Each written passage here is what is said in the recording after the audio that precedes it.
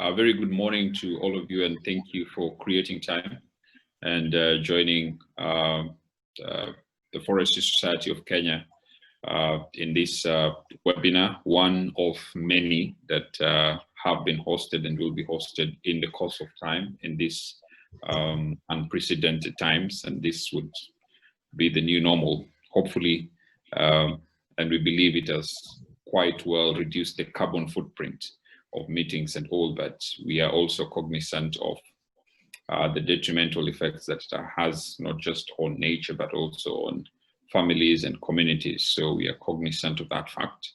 And welcome once again and to this webinar, where we are seeking to address the gaps between forestry training and industry needs. So we thank you once again. And at this point in time, we would want to invite Mr. Opanga to set the stage and provide the directions and just open it up to all of us. So karibu sana, Mr. Opanga, Paul Opanga from FSC. Asante sana, Alex Kubasu, and I look forward to work with you in moderating the session. And I also thank the participants who have joined us. I see the number is at 21. I'm confident it will increase as we move along. Just a recap on how the program will flow. We'll introduce the panelists for those who haven't been there since the beginning. Then we will call upon the representative of the Forest Society of Kenya, Nur, to do some opening remark. Then after that, we will go to the panelist discussion, which will be led by my colleague and moderator, Alex Kubasu.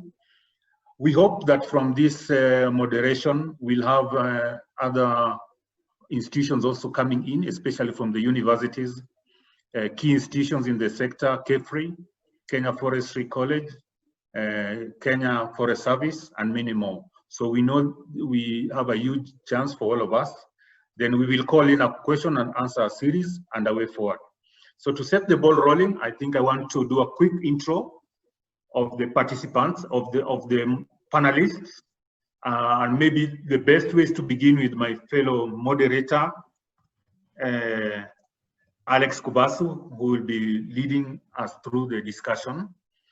I'm happy to say that we have 6 people in our panelist discussion. So the first one is Dr. Joseph Mugo Mware from the Karatina University, who is also FSK representative in the Technical, Vocational, Education and Training Program, what we normally refer to as TVET. I think the intention here is to see the linkage of forestry in terms of the education, the gaps in terms of attachment, or even the curriculum, exactly what does it say in relation to the practice, the things we have on the ground. So from this, I think we look forward to get the perspective from Mugo. Then the other panelist that we do have is Ian van der Mel from Better Globe Forestry.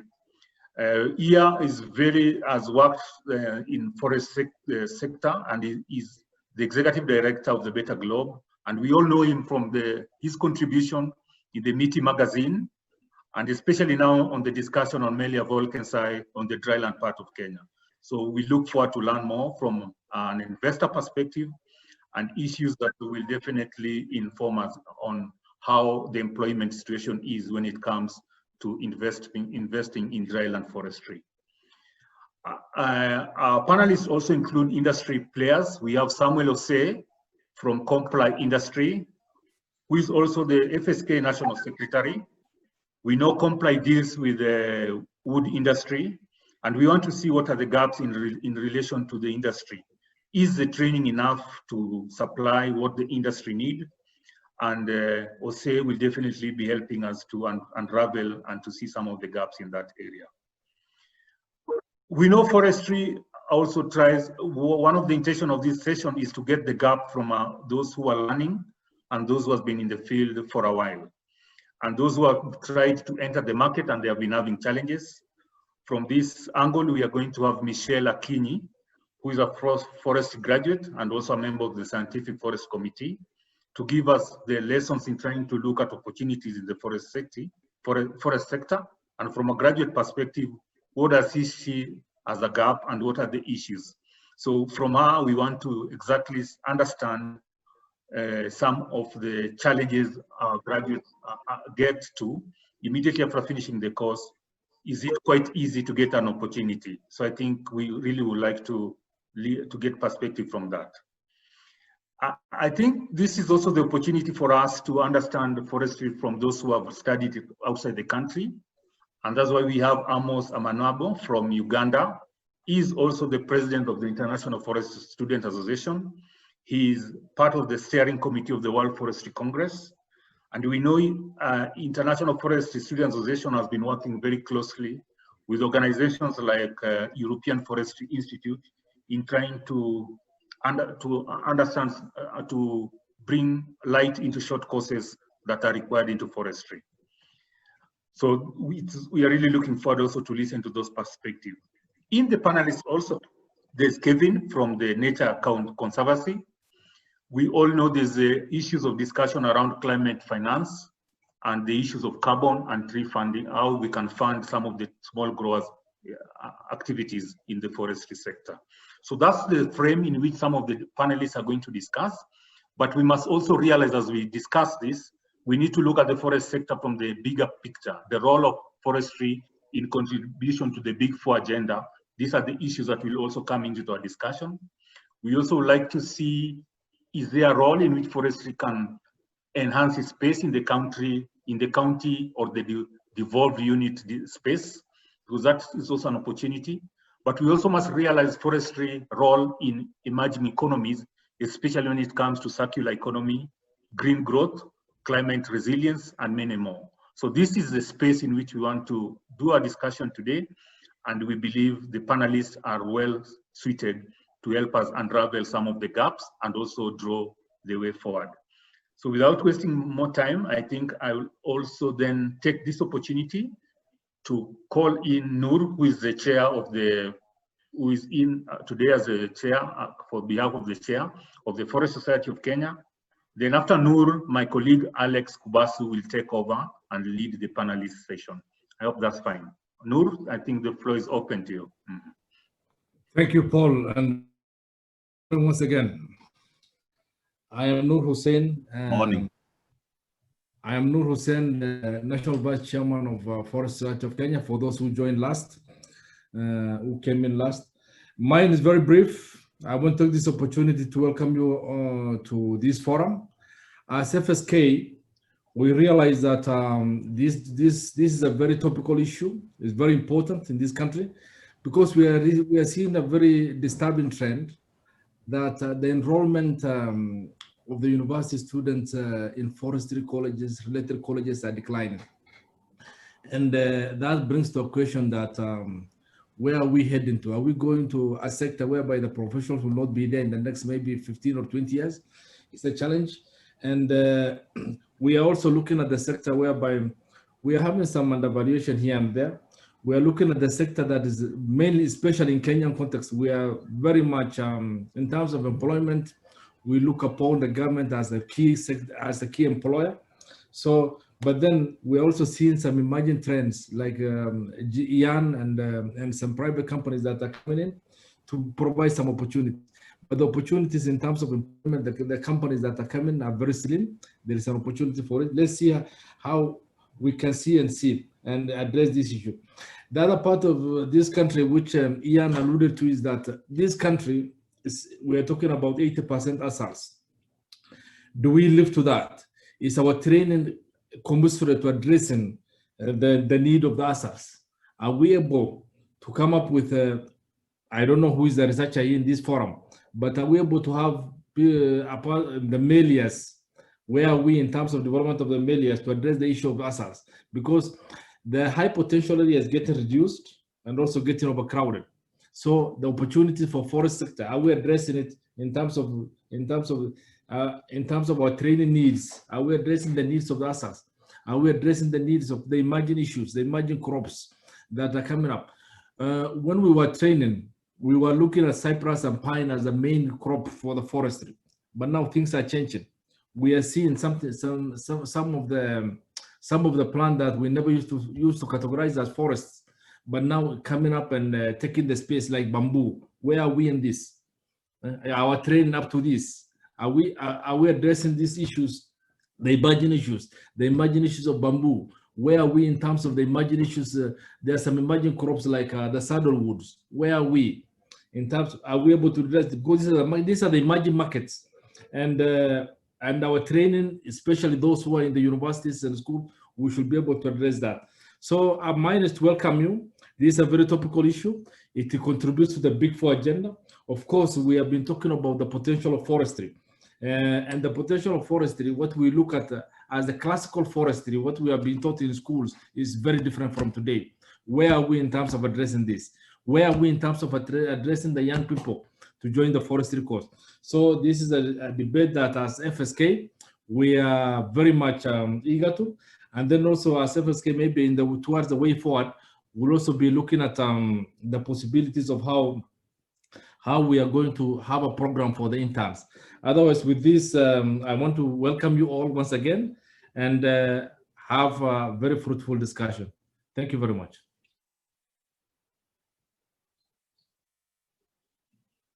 Alex. Thank you.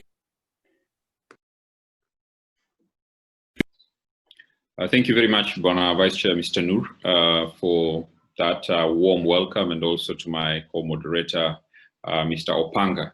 So at this point in time, I know Opanga has had a quick introduction of all the panelists, but I would just invite each one of them within a minute to just introduce themselves so that we can go into the gist of this webinar, which is the discussion around the gaps, both industry and the education sector. So I would like to start with Dr. Mugo, if you can just make a quick introduction of what you do and where you are at, so that those who've joined in a bit late can know who is on the panel. Thank you, Alex. Much appreciated. My name is Mugo Mware. I am a senior lecturer in the Department of Natural Resources, Forestry University. I'm also a member of the Forestry of Kenya and their representative in Tibet. And in Karatina University, we are learning three important programs as far as this discussion is concerned: a bachelor degree in forestry, another one in natural resources, and another one in environmental sciences. Thank you. Thank you very much, Dr. I would like to invite Jan to make a quick introduction. Thank you, Alex. I am an executive director at the Better Globe Forestry Limited. Our plantations are in drylands, both the classical type on leased land and an agroforestry type, where we're working together with farmers. I'm also the editor-in-chief of Meeting magazine, that we consider as an educational tool, bringing issues related to forestry to the whole of East Africa. And last but not least, I am a mango farmer in drylands. Thank you, Jan. Samuel?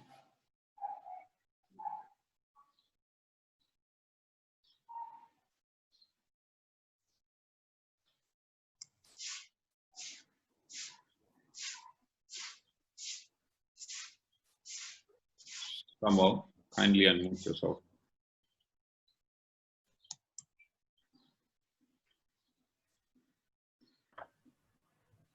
Yeah, I'm saying that my name is Samuel Ose, the forest manager for Compla Industries Limited. At the same time, the National Secretary for Forest Society of Kenya. And I hope that we'll be dealing with the gaps that are there in the industry. And I think that's all then we'll be talking during the course of the discussion. Thank you. Kevin Juma? Good morning, everyone. I'm Kevin Juma. I'm the lead forestry specialist at Nature Conservancy, TNC, the regional office here in Nairobi. Looking forward to a fruitful discussion, and I'm a member of FSK. Thank you. Thank you, Michelle. Hello everyone, my name is Michelle Akinyi. I'm a BSc Forestry graduate from University of Eldoret, and I'm also a member of the FSK Scientific Committee in Kenya. Thank you. Thank you, and finally, Amos. Hello everyone, happy to be here once again. Amos Manubo here, recent graduate of BSc Forestry and freelance forester. I am, just to clarify clearly on this, I am the previous president of IFSA. My tenure came to an end on the 20th of August, and as well as a previous member of the Youth and Landscape Steering Committee, working with young people globally to bridge the gap in the skills, needs, and what the young people are actually given. I also currently then double as a member of the World Forestry Advisory Committee, the 15th World Forestry Congress Advisory Committee. Looking forward to a fruitful discussion. Thank you. Thank you very much. So we'll go into the discussion, and I would like to invite Dr. Mugo to step up to the podium and in a way set the stage in terms of world over in all the industries, not just in forestry. There is always that incessant, constant debate about the gap between the industry and the education. So from the years of experience in training, do you believe that there is a gap, Dr. Mugo? And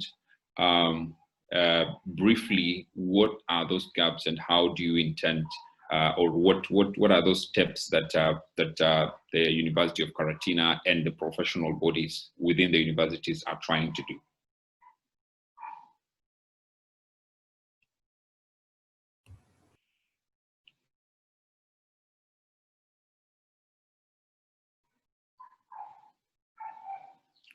Sorry, you're on mute.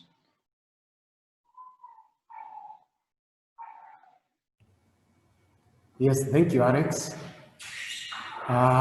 Yes, from our experience, there are gaps in training and in the industry. And for us to be able to understand these gaps, first of all, we need to define or to understand the levels at which we are training, because the gaps are not the same at different levels. When I talk of levels, Alex, I'm talking of the levels in terms of the programs, the diploma programs, bachelor's programs, master's programs, and PhD programs. And as we teach, I also want to mention that we also interact with the communities and of course the other stakeholders.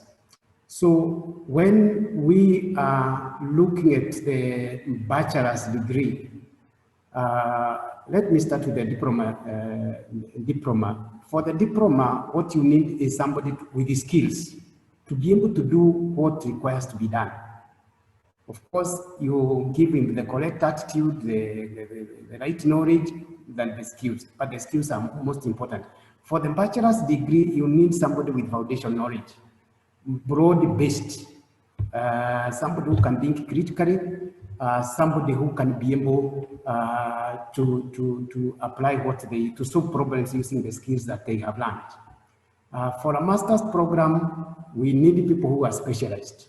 For PhD programs, we need people who are actually super specialized and people who can be able to extend the boundaries of knowledge and who can be able to solve problems using critical problems using research. So are there gaps? Yes, there are gaps. For the diploma programs for now, I taught in Rhodian for quite some time. The training is good. This person is competent when they go to the field from the feedback we get. But as the field is dynamic, there are new technologies coming. Then we identify gaps in terms of understanding how to use those ones, which we can address through continuous training. For the bachelor's degree, we have been training. One thing we have noticed as trainers and from the feedback from the field is that the practicals we give and the exposure we give is not adequate.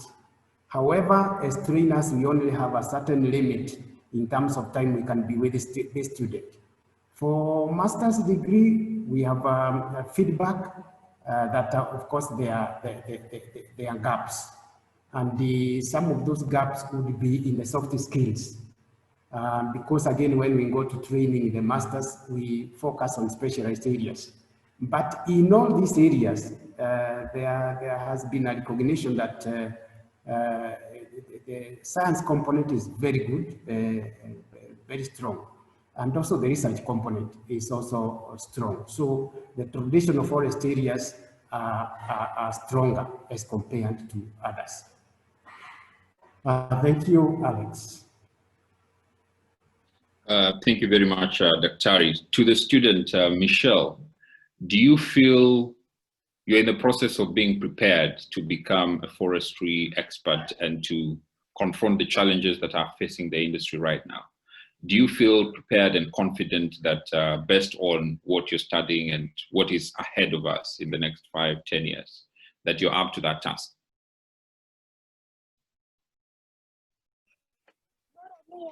Thank you so much for that question.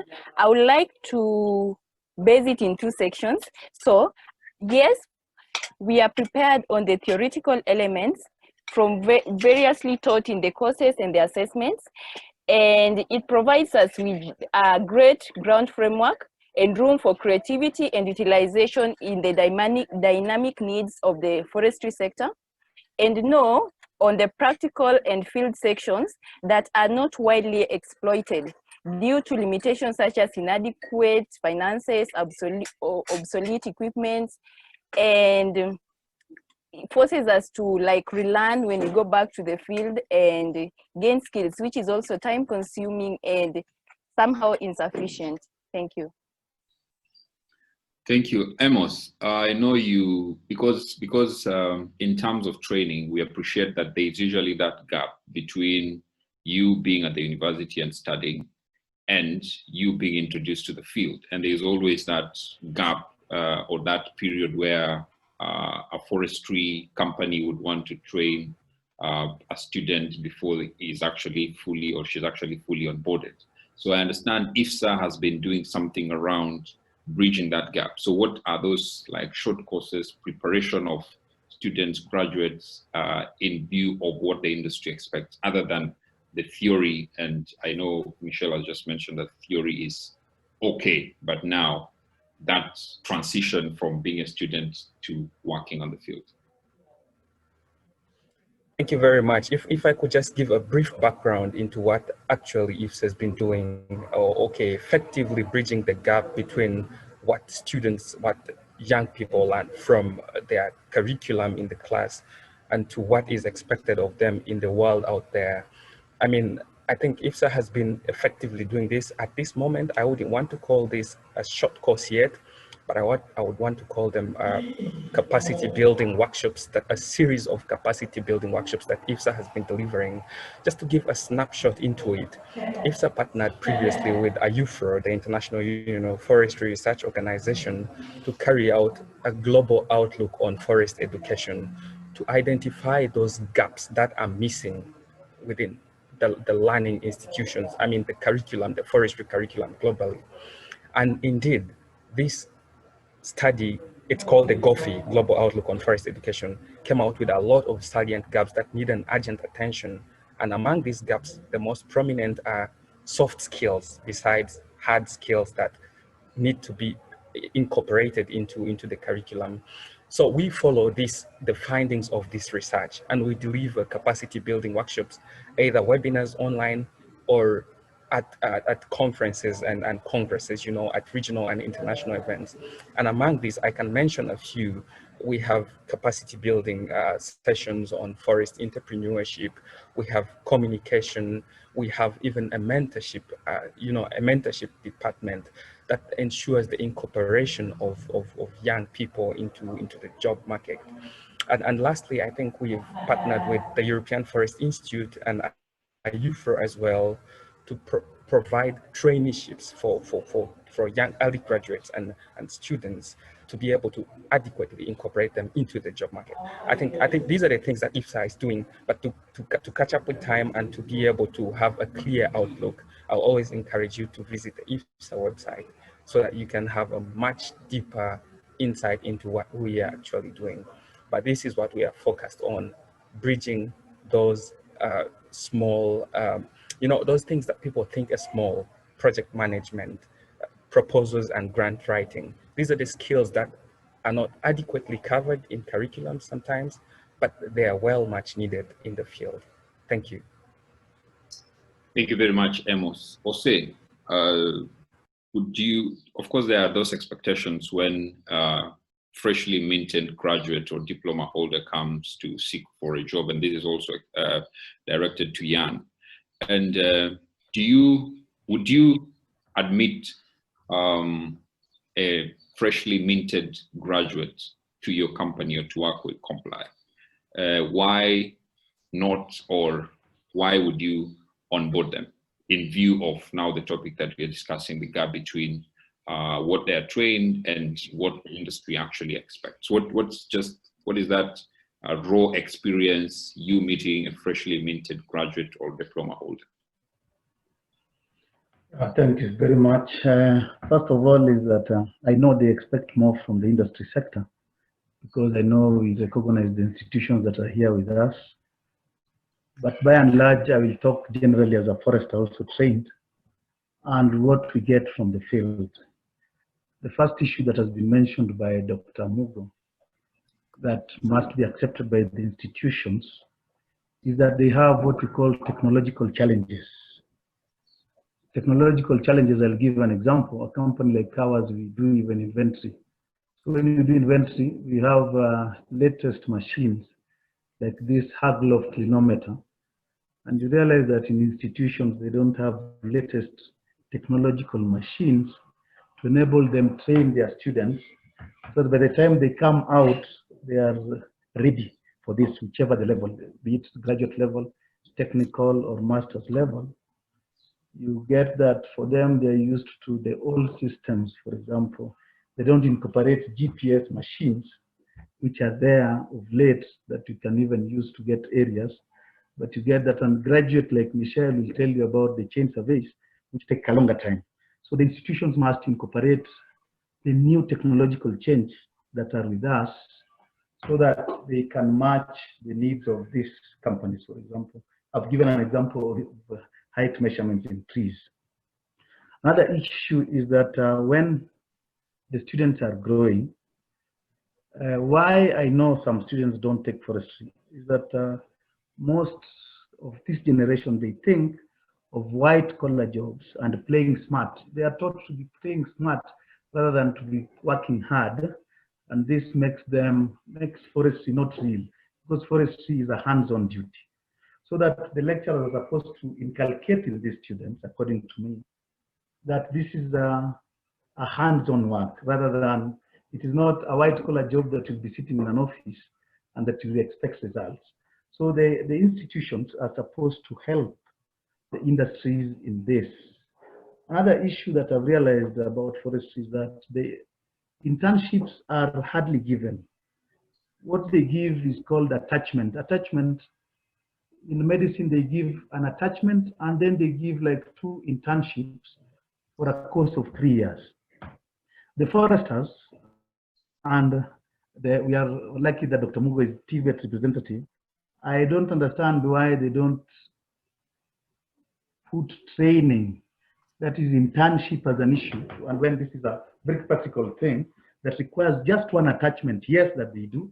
Attachment is just for the purposes of that the students should learn the following given objectives, but the internship is important in that they should have networks with other industries that they are they are taught practical work for a while. This is not done in forestry, and they need to really increase the number of internship rather than attachment only. So these are the issues that I've always seen. And then another issue that is interesting is there's something that we must accept. If we do what you call employment assessments, when you look at employment assessments, it is worrying. Because you look at the state corporations that we have leading are KFS and KFRI.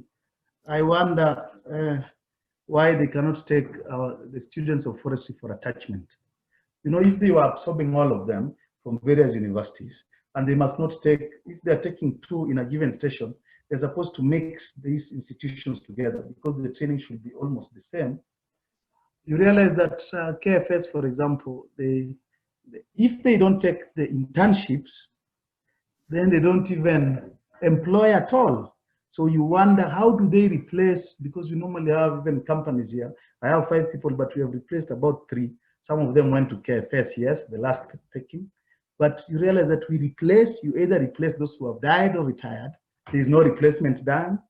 Or you take what you call as a result of expansion. You need to normally expand so that now we talk of other new areas that have come in. I don't know why these lead institutions don't take. So this discourages the students who are coming in. You wanted to know also why they don't join forestry. They are going down because there is no that morale that is being encouraged by these our leading institutions. So I think that these our leading institutions should also look at it, because when they are there, the board of management or directors who are also with us are supposed to encourage that they take the forestry students. Another issue that has been noted that is killing forestry in general is that we must accept that forestry has had inversion of non-professionals in it. Although we know that FSK now is in the process of, say, registering the nurseries, but you see that all quacks think that they know a lot of forestry knowledge. So you get a lot of nurseries which are not registered. We are happy that FSK is now working so that it can now start registering the nurseries. But if you have professionals being engaged in these areas, then we cannot have the gaps. I think for the time being, I think I will leave it at that. And then another issue that there's a problem in, which I must tell you, Alex, is that we have wrong or unjustified government policies. The wrong unjustified policies, you realize that as we speak, there is a moratorium, and the moratorium kills the local industries. The local wood industry is killed, and you allow that timber products from other countries are imported duty-free. So what happens is that because there is no proper policy, you have haphazard pronouncements of the people in charge. So how do you expect somebody who wants to do forestry, how do you expect Michelle, who is now a graduate student, to tell another peer person that now join forestry, and yet the industries itself, they are being killed, they are at a limbo, and nobody can talk about it because of unjustified government policies. Basically, these are among the things that maybe we'll discuss more as it comes. Thank you, Alex. Thank you very much, Jose. You raised some very pertinent issues there, especially on the question of whether our corporations, KFS, KEMFRI, do they have the capacity of taking up internship? I know it's a pain point of a student trying to get internship and those skills. They are ready to pick them up, but nobody is actually ready to absorb them. But of course, KFS and KEMFRI are one government body, but can they absorb all of them? And I see my friend Dambiri from KFS, I'm sure he can be able to respond, even if it's just in the chat because it's not part of the panelist. But to Jan now, the question here is related to onboarding of new graduates. And there is a whole new world of entrepreneurship, startup, and actually making forestry to make business sense. Do you feel from your experience in terms of the students or the people you interact with in that industry, that there's appetite for students to actually desire to enter into forestry more of a business as opposed to getting employed? Like that startup mentality, is it there? I'm sure you have, you as your company, limited company, already doing business in forestry. Do you see that appetite for students and the training that they get and what the industry expects? Thank you, Alex. There has been a lot of points raised by Noor, Samuel, Dr. Mugo, and so on. And lots of them I can only agree with, like the soft skills. One of the important points of discussions when I do job interviews, when you have vacancies, is what are your managerial skills? What are your skills in handling human resources? What are your skills in conflict resolution? And most of the time, these skills are not very well developed. On top of certain technical skills that might be related with new machinery, or simply that might be related with the classical working conditions in the country, which still we have training and forced education that is too much centered on the highlands, while indeed 3/4 of this country is dry. So why is there not more on what we can do with all these resources in dry areas? Meaning, to point out one thing, what do students know, both at graduate level or diploma level, about making charcoal? This might sound very silly, but charcoal is the main industry in the forest sector in Kenya. It is not timber, it is not poles, it is charcoal and firewood. And what is being done regarding that? Do students know about, let's say, improved methodologies of making charcoal? We have very good experience on this in Kefri. Do students know about the energy content of tree species? Do students know that it is very easy to chip trees and to manage sustainably the dryland Acacia comifera forests and make electricity out of them? No, they don't.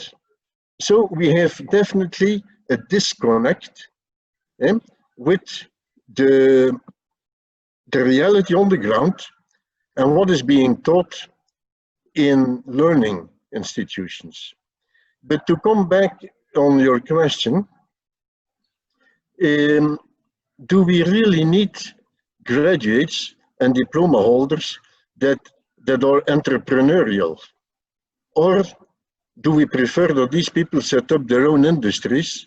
And do we in reality prefer people that have been trained in procedures, in regulations, in respect for rules, and in recording, and following plans that have been laid down so that a big operation can have its course? This is a question you must ask, because when I go to the practical experience of freshly graduated people, and they come to the job interview, and the only thing they can show as practical experience is a so-called industrial attachment in a forest station of KFS, well, I'm sorry, but that's not good enough for different reasons. And I think the learning institutions should reach out to other players that are different from these traditional attachments, like who are the players in the forest industry? It is industries like Comply, Temsales, and so on. And then the tea sector, which has so many beautiful plantations and that really have well and smooth, that have well-running forest operations. We have ourselves, we have Komasa, we might have some more. And I think that learning institutions should reach out to this industry to see whether there can be attachments, whether there can be internships, so that all these young people get a better touch with reality than what they're receiving now. And now I'm going to make a bit of a jump.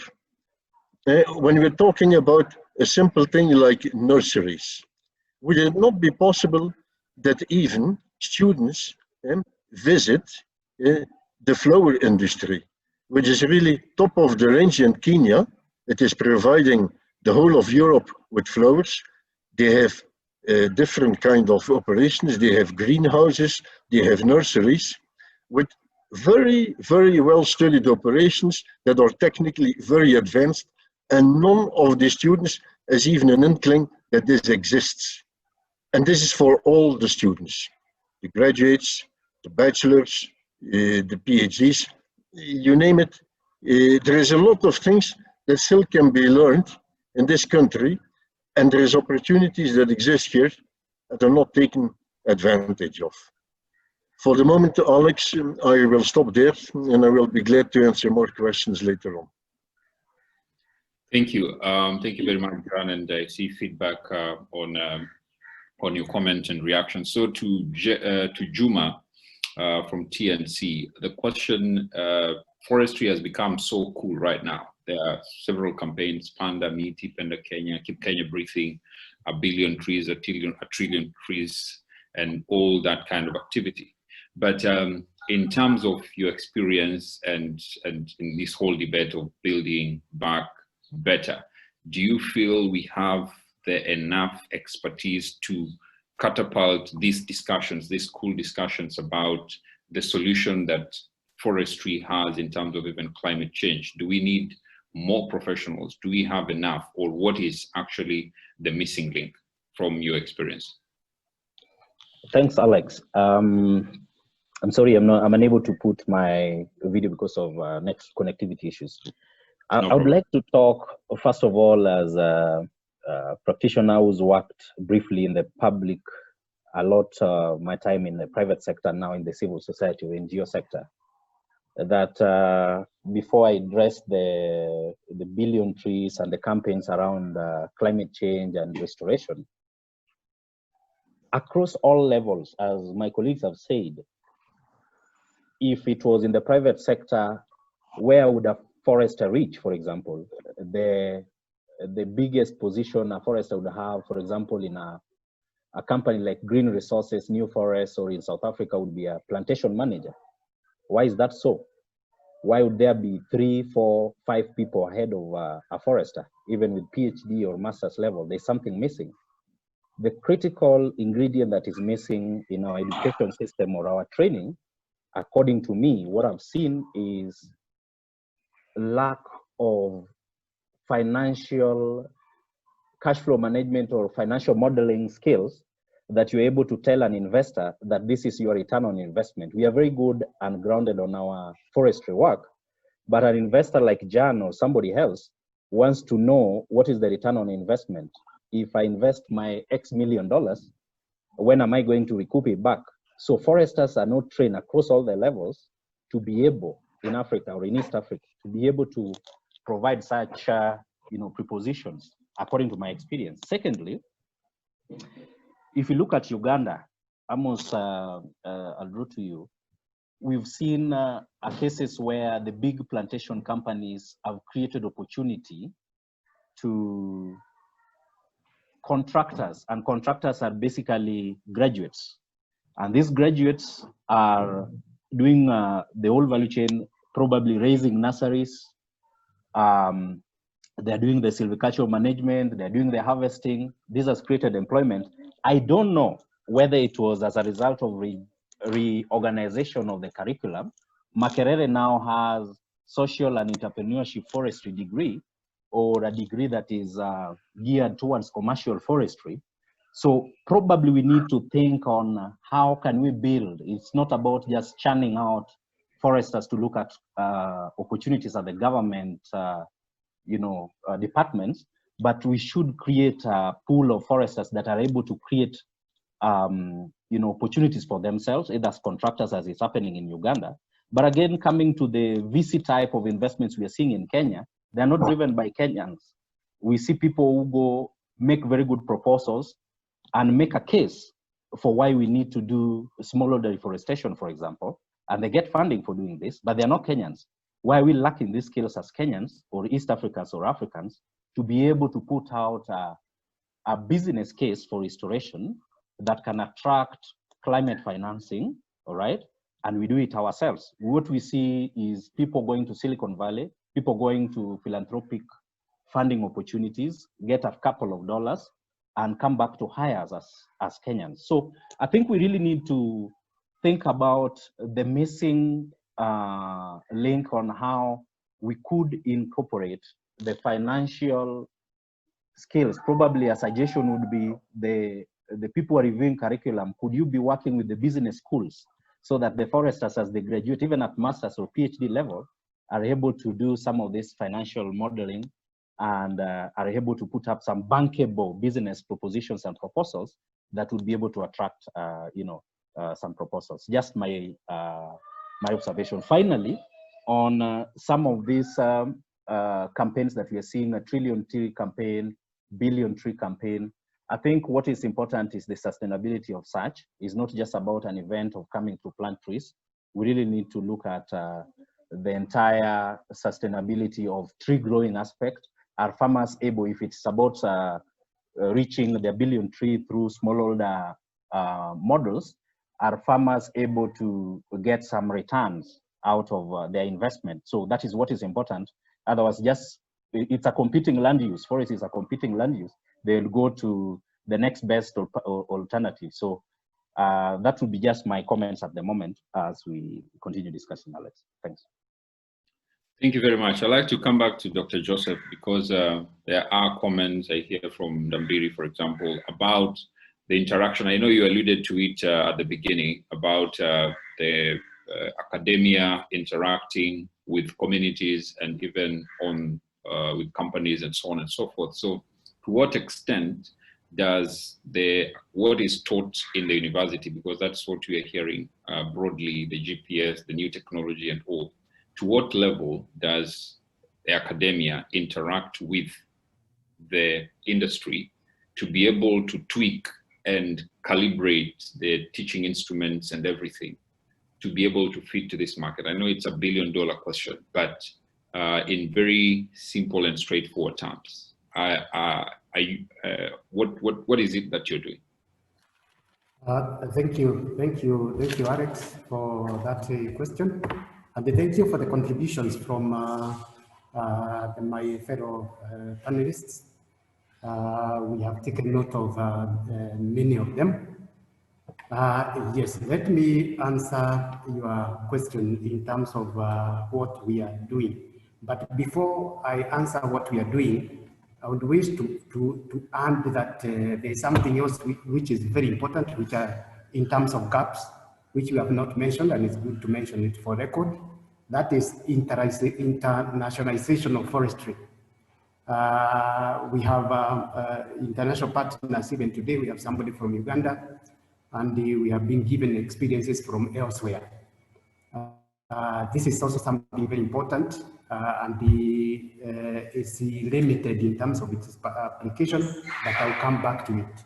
Now, what are we doing in terms of the linkage between the industry and the training?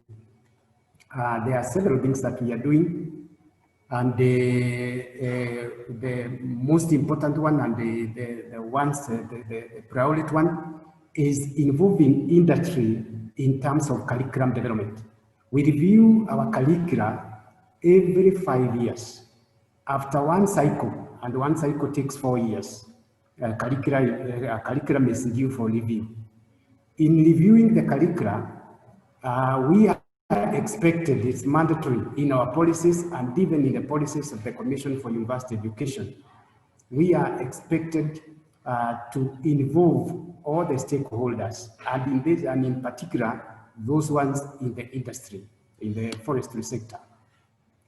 And that one we do by, first of all, doing an instant assessment.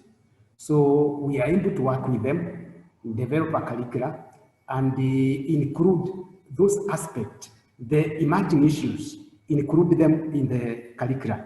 The curriculum we have today is very different from the one which was in the University of Nairobi, because it has been reviewed several times.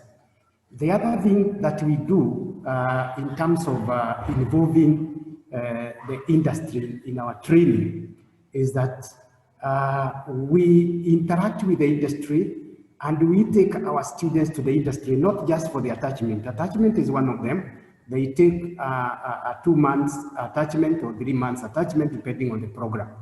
But we also involve the industry by taking our students in the field when we are doing the actual training, so that we can expose them to the training, to what they are doing in the field. And across several areas or fields, we do that. Then the other thing that we do is that we invite people from the industry to come and give lectures, public lectures, that is one of it. But we also invite them, include them in our teaching program, so that there are times we invite them to teach for us as part-time lecturers. And in so doing, they are able to interact with the students and expose the students to the practicals. Yes, there are a few areas that have been raised by my colleagues in terms of the shortfall they see, but I want to assure them that we are continually improving. The issue of service, we are now in the geographical information systems and doing the service. However, there are still technologies regarding to ground survey work, and that cuts across many forestry areas that are still important, even as we interact with the new technologies.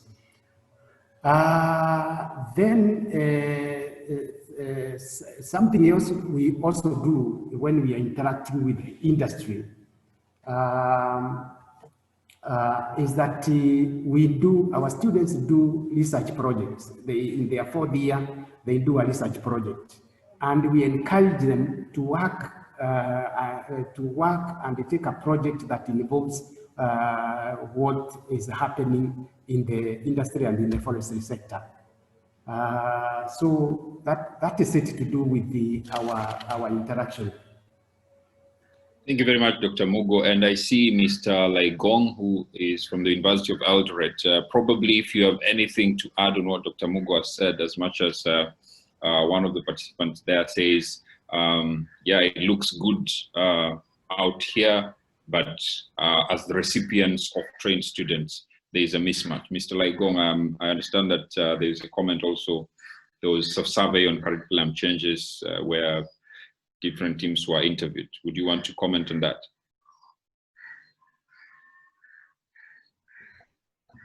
Yes, thank you, Alex, and thank you, FSK, for hosting. And I thank all the participants for their comments. What I would just want to add is something to do mainly with resources. Over time, the government was able to support university education. And I'm one of the old forestry students who was able to interact very much with the field as a student. But when the government put the responsibility of the shoulder of the student to finance some of their training, we started getting challenges and we started reducing part of the field work. The alternative we have is to raise the fees, but again, there seems to be a problem of students also don't want the fees to be raised. But if we have to do some of these things, we may need to raise the fees to be able to do that. 2, as Mugo said, we give a broad-based curriculum at the undergraduate level. From the comments that I've seen, it may be then necessary to start thinking of producing a graduate with a first degree in ASAL areas so that probably 80%, I've seen 80% of Kenya is ASAL, and we are training students maybe only for the highland.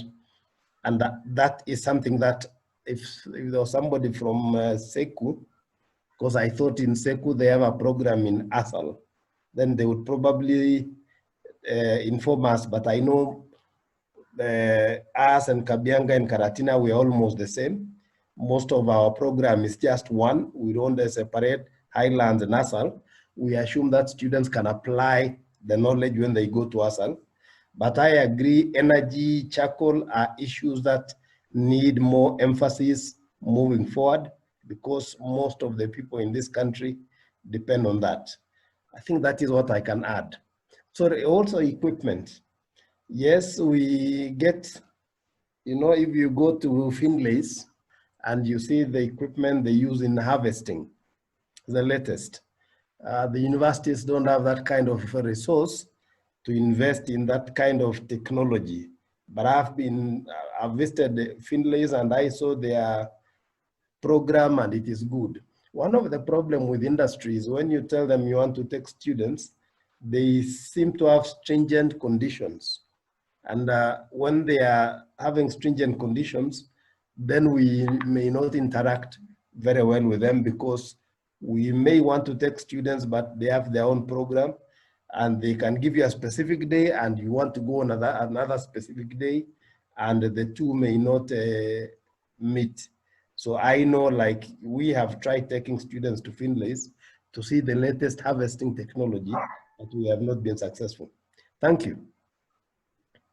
Thank you very much, Gong. So I'd like to shift gears a bit to now the fact that we are addressing the students' transition from university or college to the industry. But in terms of also looking at the bigger picture of the teams, the experts that have been there, and the expanding of that knowledge and industry. I don't know, Samuel, what has been your experience in terms of the industry itself, the growth? I see Professor Owino here, whom we are with in a different discussion. Like how is the expansion of knowledge in view of the changes that are happening and the details that are coming in? What I wanted to say is that I'm lucky that they have recognized that, yes, they have, as Dr. Muga has put it, the institutions have tried to say incorporate the industry people when they're making their curriculum. However, there are challenges that they have that they must accept, is that we are not talking about only sophisticated technical machines that they also see when they come in the field, but areas that they can improve on. Little areas here that can be improved on, like Gong has talked so well on the Ecolog machine, for example. We're not saying that you buy the Ecolog, but why should we still use a Sunto that was used long time, or a process of taking tree height that is used long time, and they're better ones?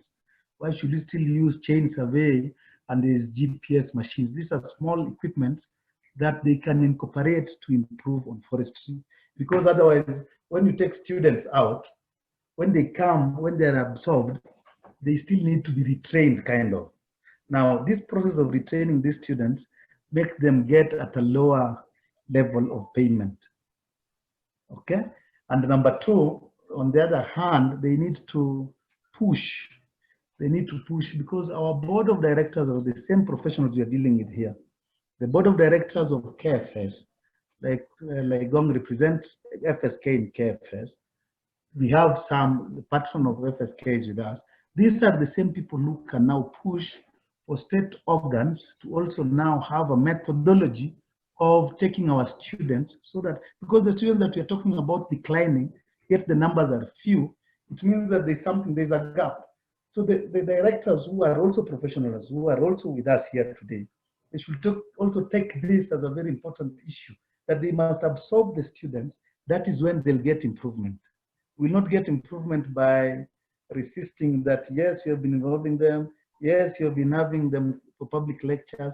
Yes, you have been taking them to help this. But we must look at it now in a broader picture to allow us change. Let us not, I believe that let us not restrict ourselves to, for example, blaming, for example, if you tell me that you want to bring 6 students for attachment, and I tell you I can only take 4, means that that is the end of the world. I think we should be now open enough to accept that if comply industries can take 3 students at a go, then we have also other institutions that can be allowed also to take more. So the only way this can happen is that the institutions need to interact widely and all the times with the employment of this same career. So that when we interact widely with the employers of the same career, you will get different needs of these people, apart from the non-foresters who have invaded the career. But more importantly, what is not taught is, and should be inculcated by the institutions, I'm sorry I didn't mention this, is that apart from being trained as a forester, as a profession, there are the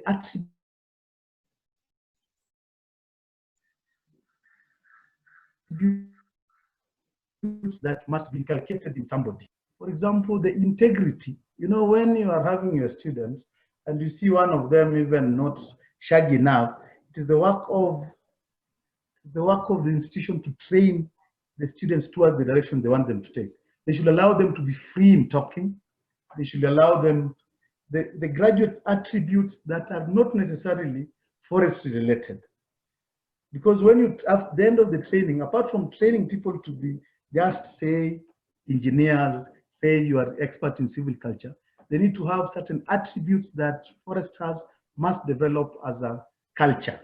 So that at the end of the day, they should know that all foresters think this way. They think that when you want to do what is unprofessional, they'll always tell you off. They should inculcate this at the level rather than just dealing with the professions. I think that is what I can say for now.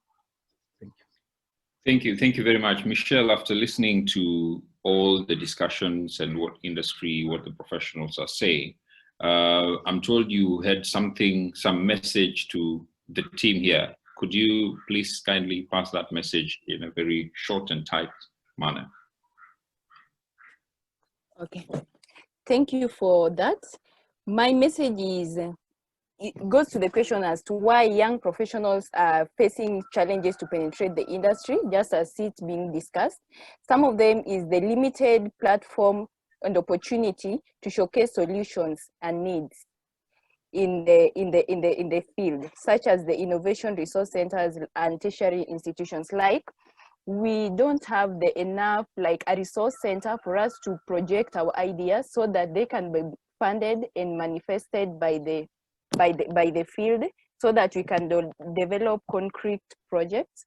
Another thing is the emergence of dynamic technology innovations. Just as you have said, the equipment at times you meet some equipment in the field and you don't really know how to use them, and it's a bit tiresome.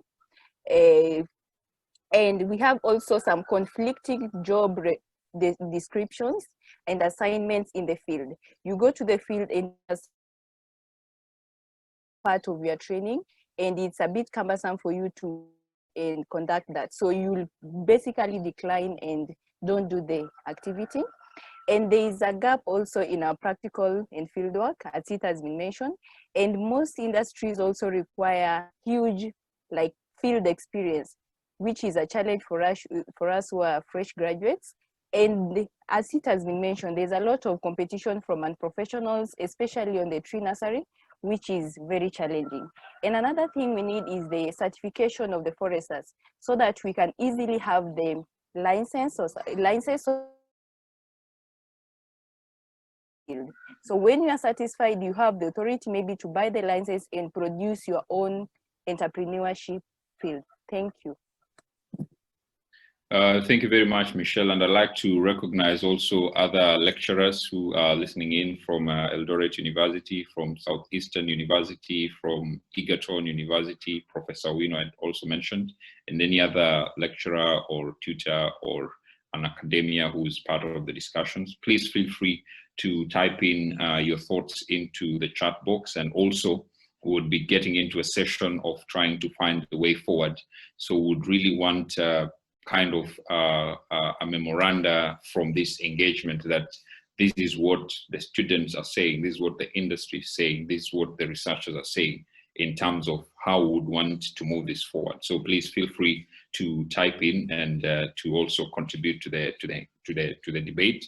We're also recognizing Dr. Esther Mwema, who's joined us from South Africa. So back to you, Jan. From hearing these discussions, and you're a businessman, the quality of the people, the teams that you would really want to help your business succeed, some of them are here. So what would be your recommendation in terms of where the industry is going? Because as a businessman, you have this projection of where the consumption of wood products and everything is. What would success look like for you from the training side of things? Thanks, Alex. But for starters, I would disagree. I am not a businessman.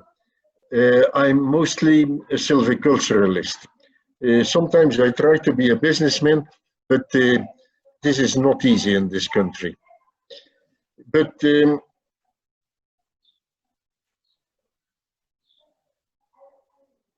I'm working in a company that is, for Kenyan standards, it's a big company. And when it comes to business, we will not leave this to students or graduates. This will be done by professionals that are really businessmen.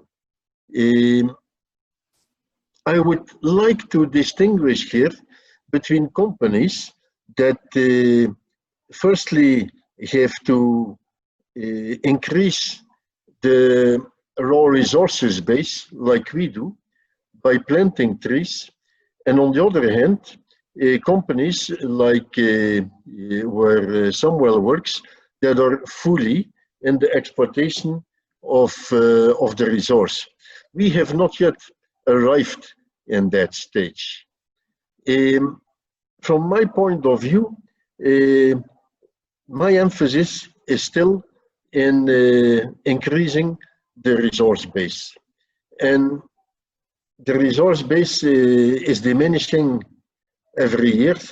There might be big initiatives of planting 1 billion trees or whatever, but as Juma said, sustainability is of the essence, and working in drylands, I know how survival it can be so low.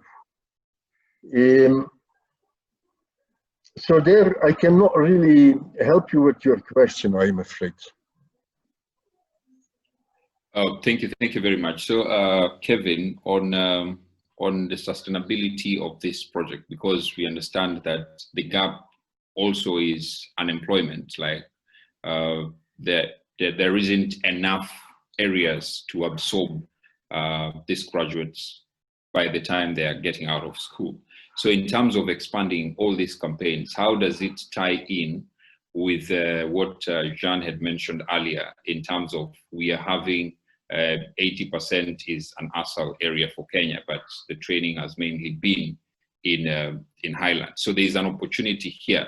How do we bridge that gap between what is being trained now, but what the opportunity is, and in terms of sustaining and attracting resources to push into research or activities around developing ASALs and forestry for ASAL areas?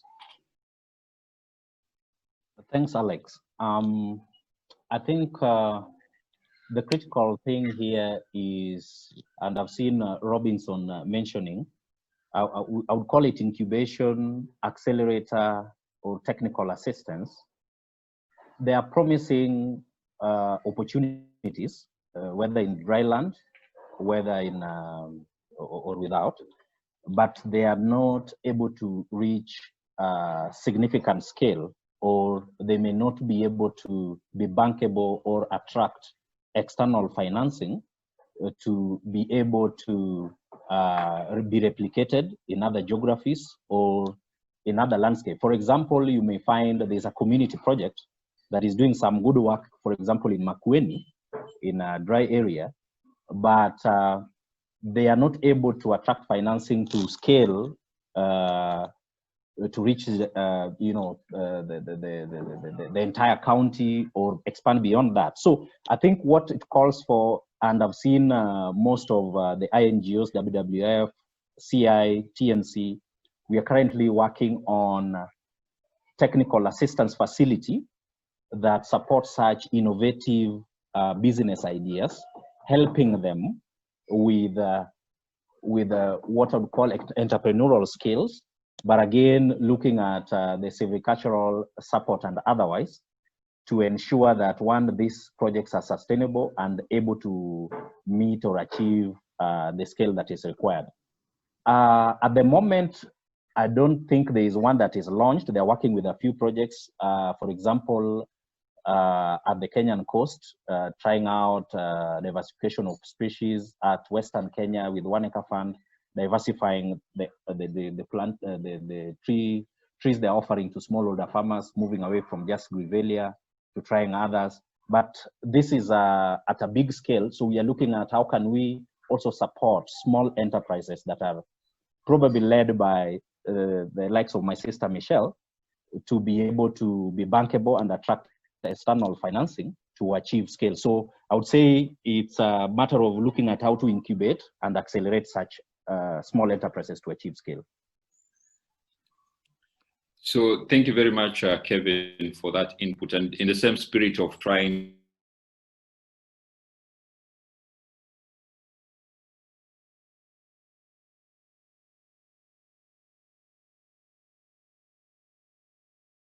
that the graduates from IFSA and the interaction that you've had, that these startup businesses, the small enterprises are experiencing, and what kind of opportunities or assistance would you want in case they are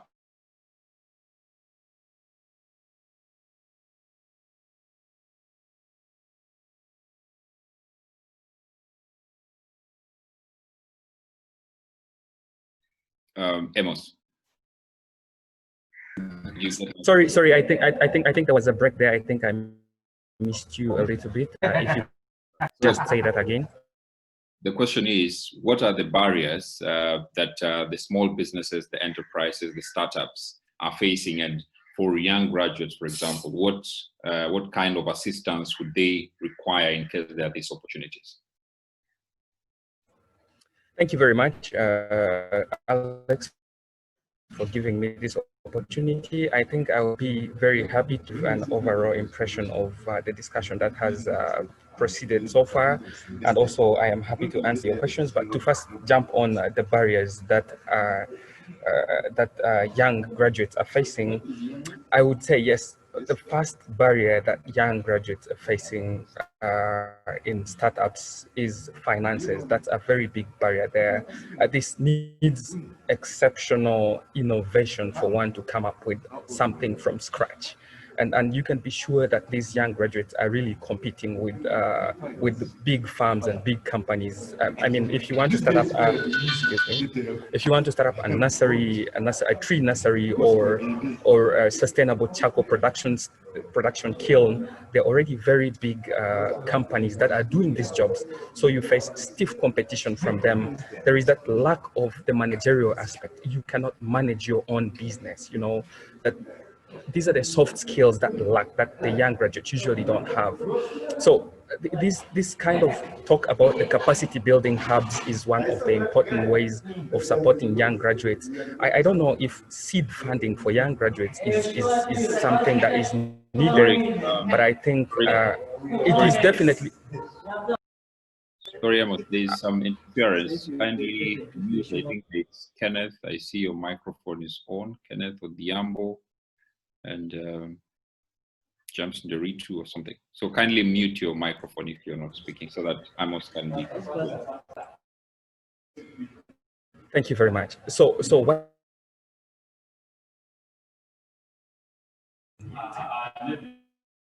Yeah, what I'm saying is that usually young graduates target getting a job first so that they have the financial capacity to be able to employ themselves in their own startups. But this is one aspect, the finances. This is not always on a silver plate. You have to look for this through innovative ways. There's a lot of opportunities to look out for this. The second one is the capacity to manage your own startup, you know, the financial discipline, the financial education, and all these aspects, the innovation, because you're facing competition from a bigger, they are bigger competitors in the field. And then lastly, of course, the capacity that I talked about. Someone mentioned the improvision of capacity building hubs to kind of empower these young graduates. One aspect is when we educate, we should not also only educate for employment, for people to seek for employment, but rather also to employ themselves. So these are things that have to be harmonized in the curriculum altogether. That's a feedback on your question, but an overall feedback on the discussion that has been progressing, I just want to mention is that the atmosphere in here looked quite worrisome, especially with regard to the connection between the academia and the private and public actors. And I think this is something that is not only specific to Kenya. In March early this year, I attended the African Forestry Wildlife Commission in South Africa. This is the Regional Forestry Commission of FAO, and all the member states in this commission highlighted the disconnection between the academia and the industry, the public and private players and actors, and how this has affected the products, that the human resource production. Because if you look at the industry, it is unfortunately, I mean, it's unfortunate to say this, advancing way much faster in terms of technology ahead of the academia. The academia is not picking this up very fast. And then if you look at the academia, things that would have been within the advantage of the academia, the soft skills that Jan mentioned are not well incorporated. So there is an urgent need, a deliberate urgent need to harmonize the academia together with the private and public actors and the industry if you want to move forward. And I think this is the most important thing. I can give you an example from my own experiences. I think the year was 2017 when this kind of the industry became concerned about the labor force that is being delivered to it by the academia, and they demanded for a revamp of the curriculum, as mentioned earlier on in Makerere University. And as part of this initiative, I think I was funded by the Green Resources New Forest Company to go to South Africa to interact with the students there. I particularly went to George University, at Nelson Mandela University in George. And one unique thing that I learned is that the forestry program runs for 4 years. But out of those 4 years, there is 1 year entirely dedicated for the students to do internships in the field, the practical field. This is where you learn the reality of forestry, and you can better judge for yourself as a student whether this is something you want or not, because you begin to know how not quite color it is as you expect. And this brings in the aspect of student curiosity. How do we build student curiosity? And it also comes back to the students. How do the students build their own curiosity? This is a very important thing. And I think there is a need to critically think which way the forestry sector is headed, from conservation to production and all these different aspects. Try to envisage, try to project what the future looks like, and then you begin to build the human resource to meet the needs of that future that you envisage. I think that's it from me. Thank you very much. Thank you very much, Amos. And like you mentioned, indeed, the problem of the gap between industry and training, there is a gap, and it's actually a global or a regional problem, like you mentioned, what you realize in South Africa. At this point in time, I would like to invite reactions and discussion from the floor, about 4 or 5 people who can contribute to this debate before we move to the section where we are looking at the way forward. So I would like to invite anyone who, Professor Win or any of the representatives from the higher institution of higher learning, in case we have any reaction or comment or a point that you feel is missing and you need to contribute. You can raise your hand or just request to speak.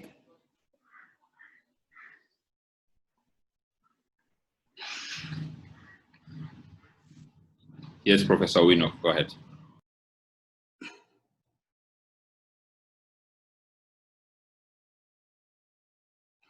Let him unmute. Hi, Alex. Hi, Prof. Am I clear? Very Yes. clear, go. Thank you, Alex. I've enjoyed this very much. I would like to start from the point Amos has talked about, the question of how do we prepare foresters in the university to go out and tackle jobs out there. And the big problem we have had in Kenya is that of having the facilities, as Professor Laigong has already highlighted. It is the practice the world over that a forestry school at the university level has got its own training forests.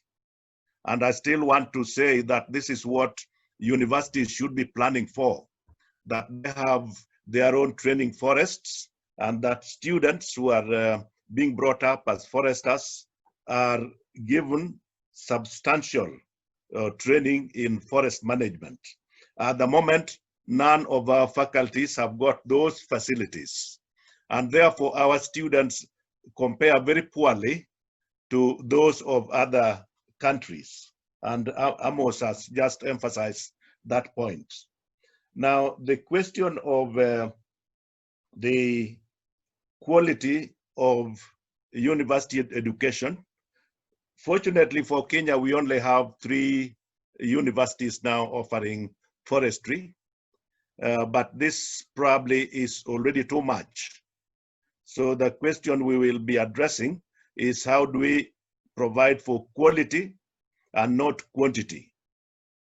And finally, I would like to say that we as foresters should be looking at the broader problem of a stagnant forest sector in the country. We don't have forest industry. People who are investing, they are just trying to fit in a system which is not growing. And therefore, we should be looking at the policy areas where industries cannot come in and play a big role to open up room for employment of foresters. Thank you. Thank you very much, Prof, for that valued input.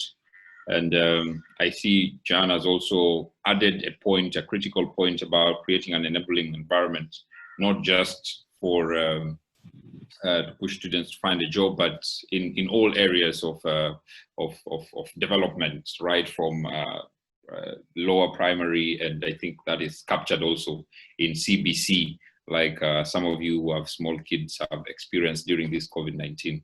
We've done things that we would not imagine we would do, or we did not do as kids, but there's that shift definitely in terms of moving things around. So any other comment from the floor? Yes, Alex. Yes, go ahead. Alex. Yeah, thank you very much. Thank you very much, Alex. And I also want to appreciate everybody who has really contributed much to this very big debate. And I think this is a debate that I think as we move forward in terms of bringing it to the ground, we need to be very, very clear with ourselves. The first thing I want to appreciate is the group that we have in this forum. We have the graduates themselves, we have the students, we have the old gurus like Professor Wino who have mentored us all through. And he has actually seen the best of this forestry, and he has also seen the worst. And more importantly, he would also want to participate in the next level of where we want to take forestry. From what I've listened, there is something that I really still feel like we need to discuss it and get it into the detail. As Mwalimu Laigong has said, You go to the universities and what you really find is the type of technologies that is there and the enabling environment for the students to get the best of what is expected of them. This is not forthcoming. At least we have seen it when we receive those students from this side of ours. When the students come, you completely find you are not communicating at all. My proposal, and I've been pushing for this, is a situation that I tell myself, we have 3 types of markets in this forum. We have Jan, who has a very unique market. We have Jose, who has another market with himself. Kevin, the type of a market he has is very different from the market that Jan wants to be in. All these markets, they are receiving products from the universities. At the point that these markets, you are able to disaggregate these students so that particular students are going to fit in KFS, particular students are going to fit in Jan's market and also to the civil society and all this. That has everything to do with the way you package the curriculum itself. I've been having this critical thing of telling myself, if University of Eldoret can sit down with the Kenya Forest Service one-on-one, and they ask Kenya Forest Service, what type of products you guys do you want? And you know, we are able to tell you where our gaps are. Right now where I work, we have a very serious challenge on students who are actually able to help us, you know, analyze how forest covers and how we are able to participate in the international market. The interns that we get here from the universities, you actually find like we are actually starting them afresh, like they have never been to school, so that you're able to bring them up. And my question has always been, if University of Eldoret can sit down with the Kenya Forest Service, if University of Eldoret can sit down with the RIPRI team sales, they can actually be able to tell them, if you guys, you want our students, your students to be part of us, let us design a program so that even when these students go for internship or they go for attachment, they are actually going into that company, they are learning there, they go back to school, and then by the time they are coming out, RIPRI is able to resonate with those students and they will kind of seamlessly, you know, join the industry. The same case with the TNC and the civil society. We isolate those we want to fly with. WWF, they are consumers of forestry products. Then we are asking ourselves, what are these skills you guys you'd love to have from these foresters that we are training? And you can also package that. That way, I personally believe you'll be able to unlock this disaster that we have, because you know, you cannot train you know generally then expect that person will actually find him his or her place in the market that we are actually talking about. It's something that I feel like we need to start seeing how best can we actualize this. I saw it happening in JKUAT. You know, you kind of collaborate with Kenya breweries to produce mechanical engineers, but that mechanical engineer can only fit in that particular industry. So you develop the curriculum, you cost it, and you see how do you cost share that cost, because the industry benefits, the student benefits, and the university benefits. That way, I believe we can actually be able to go somewhere. If you look at the School of Medical Science in the University of Nairobi, they work with Kenyatta National Hospital one-on-one. You are not able to differentiate the students from the actual doctors who are working, because by the time this doctor is graduating, the doctor is just as good as the doctor who was working. And these are the type of models I was thinking that we seriously need to think about them, talk it in FSK, and see how best we can actually be able to operationalize this. Thank you very much, Alex. Thank you very much, Ndambiri, and that is a clear call to action to FSK and its leadership, and also for the representatives of academia, and I see they are quite well represented here, Dr. Mugo and the team. And I mean, it might sound simplistic to sit down with the academia and the industry, but I know the details, the devil is always in the details. So we hope from this meeting we can make that sit down actually happen. And so the next time we'll be discussing, it would be out of that discussion we had this. And I would like to invite now Esther Mwema, who is down in South Africa. If you have any input, your lived experience here in Kenya and the industry here, and what you're seeing down in South Africa, and whether we can have comparatives from your lived experiences, Esther.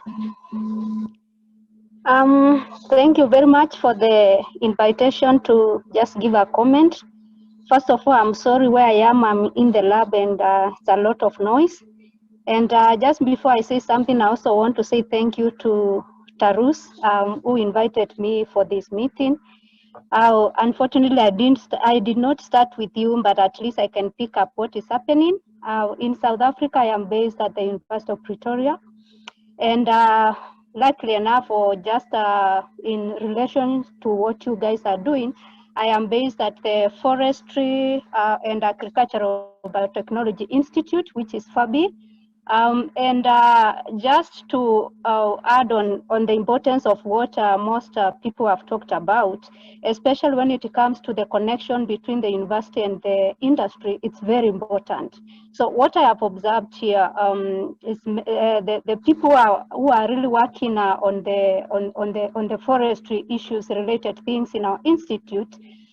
They are mainly focusing on the forestry pathology, and they mainly work with the industries. So you find that most of the postgraduate students that are training at the University of Pretoria in our institute, all their projects are from the industry. So they are working with the industry. They are the ones who are doing most of the research work for the industries, the kind of the work that they focus in, the research that they work on the forestry pathology, they kind of deliver those results to the industry. So the industry is at the end of the day making some of the decisions to take care of the forest based on the knowledge that they are getting from the university.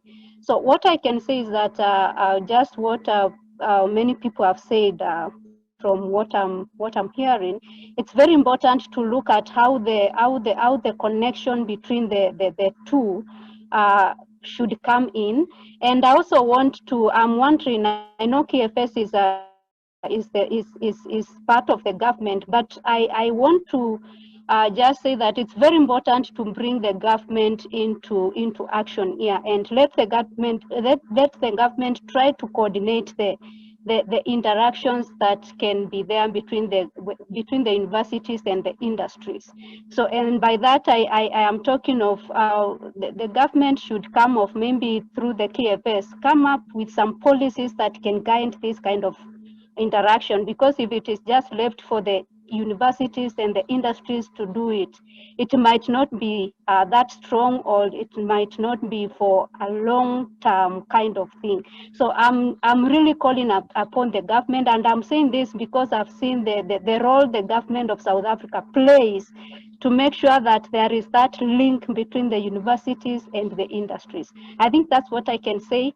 Yeah, and I can also say that I also understand the issues of the facilities that we don't have in Kenya in terms of the status at the university. But I think once that kind of interaction between the industry and the universities and the government coming in, I think they can try to come up with some of the projects that can be sent out there to look for some of the funds that can be used to get equipment for some of the universities. So I don't know if that one makes a lot of sense. I have not been so much in touch with our government, but that's what I've seen, that through that kind of interaction and what the postgraduate and their supervisors are able to do, some of them have been able to write some projects and send them out there for money, and they've ended up getting some good money that can assist the university with purchasing some of the equipment.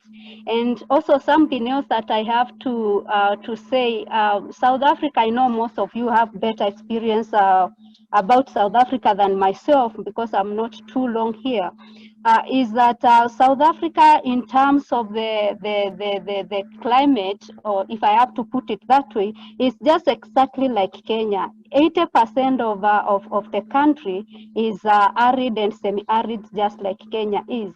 But these guys have tried to beef up their forestry sector. Their forestry industry is working so well and so strongly. And also that some of the arid areas where we could, sometimes we think we can't do much when it comes to forestry. These guys have been able to reforestate those areas, and they are making a lot of progress from those kind of sectors. So I think there is a lot that we can still do in Kenya when it comes to the issues to deal with forestry. And I was also thinking about the forestry sector in Kenya compared to South Africa. You find that I'm very sure, if I'm not wrong, but you people can correct me. I think most of the paper products, for example, that we use comes from South Africa. So I sometimes when I think about it, I'm like, I think we need to do something about that. Because if our forestry sector in Kenya has to thrive, then we need to, and that's why I was also thinking about the government, there must be policies that have to kind of, I don't know how to put it, to make sure that we get to a position whereby we are able to produce our own goods and products that we can consume ourselves, and not to keep on relying from other countries like South Africa. I don't know, you can formulate that one better, but something has to be done, because if we beef up our forestry, if we are working on efforts of strengthening our forestry sector in Kenya, but yet we continue getting cheaper products, for example, paper from South Africa or elsewhere in the world, then how are we going to manage strengthening our forestry sector? I think that's what I can say. And thank you very for much, Esther. Yes. I see there's very good energy in the room, even though each one is in their own room. But I think there is an opportunity here, and whatever we are proposing about contact, sit-down meeting or engagement between industry and academia, what Dr. Mugo has said, and given what, for example, Jan has said, who is in the industry, and I see very good comments in the chat box. For example, the opportunity, the low-hanging fruit of the opportunity in the ASAL regions, where can KFS, can Kemfree invest in research, can the Dawn from the different universities invest in getting their students to explore the opportunity that is lying out there in the ASAL and semi-arid areas in terms of forestry. So the meeting is already happening. I think from the FSK point of view, they have all this information and probably the contacts. You can make that meeting happen, and even if it's a virtual meeting, and I think it would be a good way forward. And as we get into the last 15 minutes of this webinar, I would like to recognize the former Kemfree board member, Robinson Ngede, and also KWS, from KWS, Jen Wamboi. If you have anything to add, either Robinson or Jen Wamboi to mention, I would invite you to, or any other one final burning issue from the floor before I hand it over to the next session, which is the way forward. So Jen or Robinson, anything? Yeah, thank you very much, Alex. This is Jane for this session. I hope I'm clear now. Yes, you are. Go ahead. Yes, foresters are key to it's not just about the forest sector. And when I was listening to the talk, especially from the university, it's important that we look at other sectors too, when we are considering the foresters that we are training. I can talk about the wildlife sector and the need to have foresters. But what role, what is it that they do within the wildlife sector? Because in the wildlife sector, one has to be conversant about range management, wetland management, forestry, of course, and any other habitat, issues to do with monitoring, and also linking that to wildlife management. So my suggestion here is that for the basic courses, it's important that we tap into all the other, sectors in terms of the courses, the background, before we narrow down to forestry. That way we have, graduates who are able to tackle issues as they come. And it's also important that we also look at the emerging issues to do with climate change. And now we're talking more about the REDD+, the trade and so on. And that is an emphasis that I would request the universities and most of the foresters to take keen interest, because it's really growing at a fast rate. And that is also an investment. So thank you for now. Na tuko pamoja. Today is, there was a seminar, there was something going on about cleanup, and there will be a main World Cleanup Day on, I think, Saturday in Michuki Park. So that's just for information. And therefore, as foresters, let's not lose, issues to do with the environment around us, so that we are integrated. Thank you. Thank you. Thank you for the invitation. It's World Cleanup on Saturday the 19th, so you can engage either at the coast or in the beach. So, Ngede, anything? Yeah, thank you very much, Alex.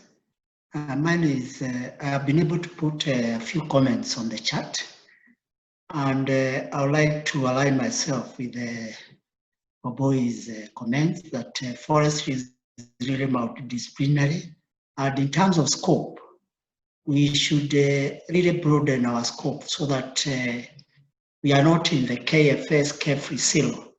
So, and the issues that training should be able to address are broader than the mandates of our very important institutions, that is KFRI and KFS.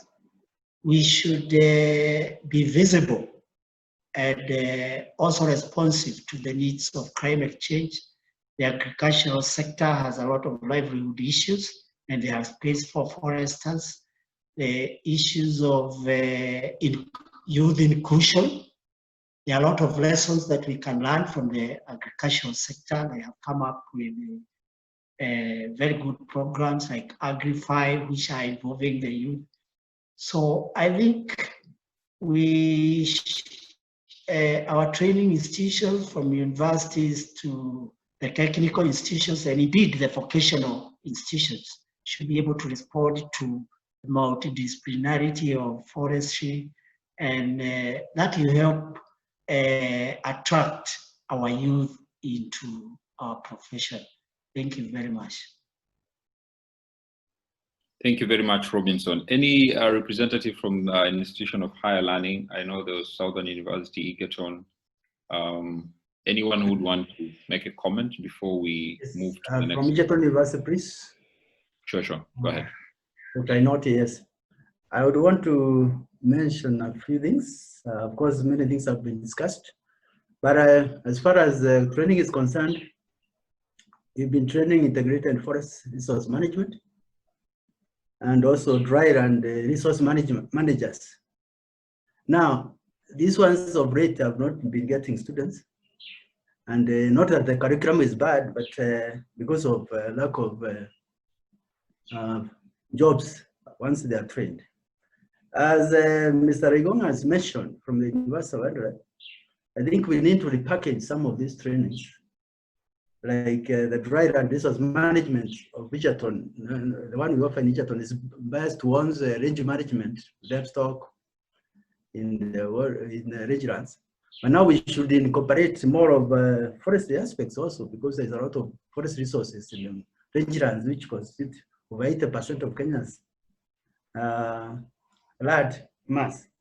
I think on the other hand also, there's a wide range of stakeholders who are involved in forestry, and when we are even doing curriculum review, we are not able to get ideas from all of them.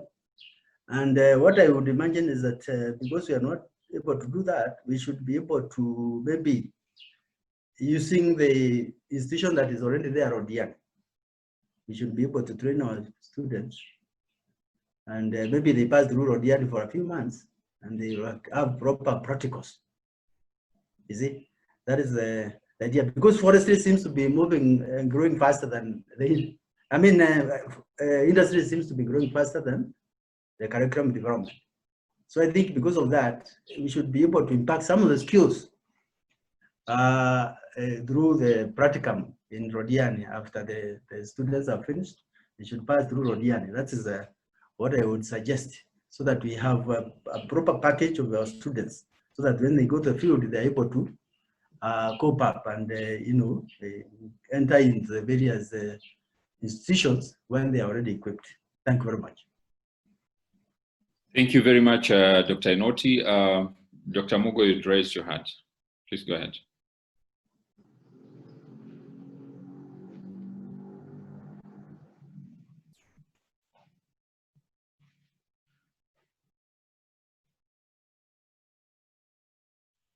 Sorry, Dr. Mugo, you're on mute. Okay. Can you hear me now? Hello, Alex. Yes, we can hear you. Proceed. Okay, thank you very much. I just wanted to raise a few things in terms of the solutions that we need to have to bridge the gap between the industry and us who are in the training sector. One of it has been mentioned by Dr. Inoti, the issue of practicum, but I want to go to another level and bring in the role of FSK in terms of ensuring foresters have the required practical skills or the required knowledge. Borrowing from other sectors like the Nursing Council of Kenya, they have structured a skeleton curriculum that specifies the basic requirement that every nursing curriculum in any of the universities must have. They also inspect the facilities they have. And those universities do not necessarily have to have those facilities on the ground. They recognize that when we don't have facilities, which we do, can with the industry and have an MOU on how we are going to run. But that way they are able to ensure that the facilities are there or students have access to the facilities and the curriculum contains what their professional would be. I think that is a role that can be taken over by FSK. They can be proactive and they can do that. Number two, on the role of FSK, they can also ensure that we have mandatory internships or practicum.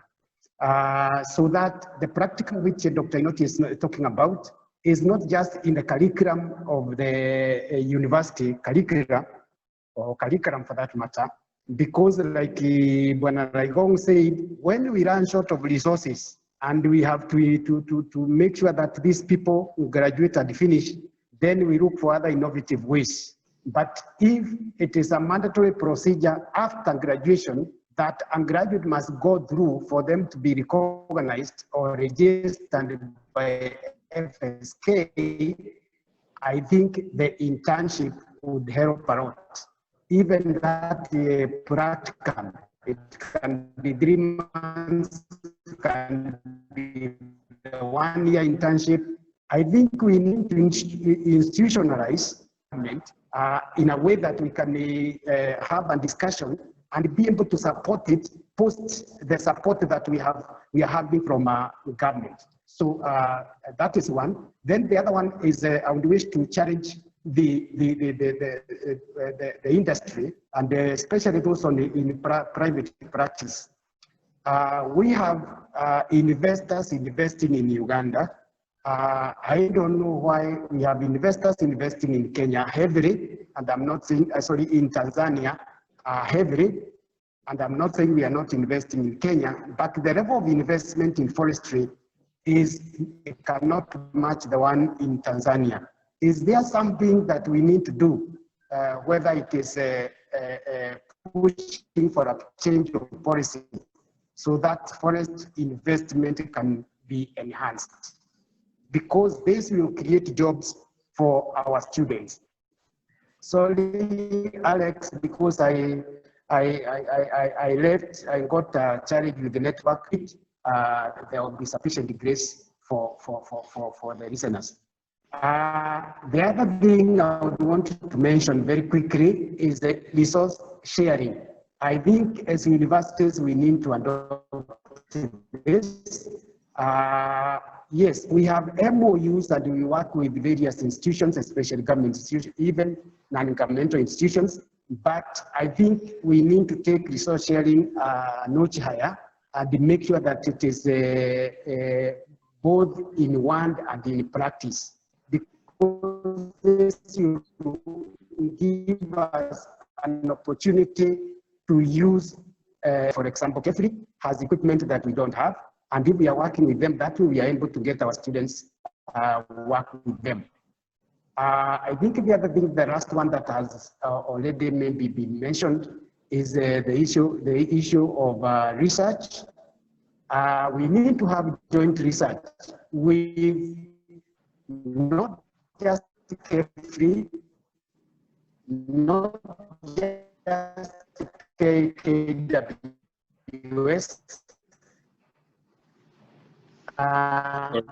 but we need to have research and collaborate with all these sectors so that we can be able to identify the needs in the forestry sector, and we carry out research.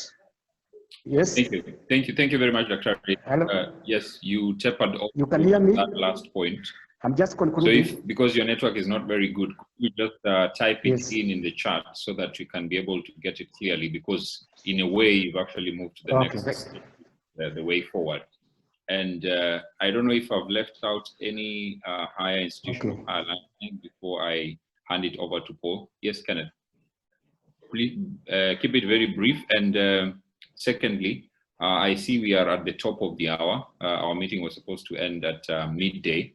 So I beg for your indulgence. We'll respect if, and we really appreciate if you've got other engagements to move, but I would beg for your indulgence for at least the next 15 minutes so that we wind it down. So if you have some time, please stick around. If not, we thank you in advance, and we hope we'll be able to catch you in the next session. So Kenneth, in a minute. Thank you, Alex. Mine is just to thank the participants for the insightful observations that we are getting. This is a very crucial feedback that we shall incorporate in our curriculum review. We'll be contacting each other later. Thank you so much. It has been very, very useful to us. Asanteni sana. Thank you. From which institution, sorry? Sorry, this is Department of Forestry and Wood Science, University of Eldoret. Thank you very much. Osodo, you addressed your hand.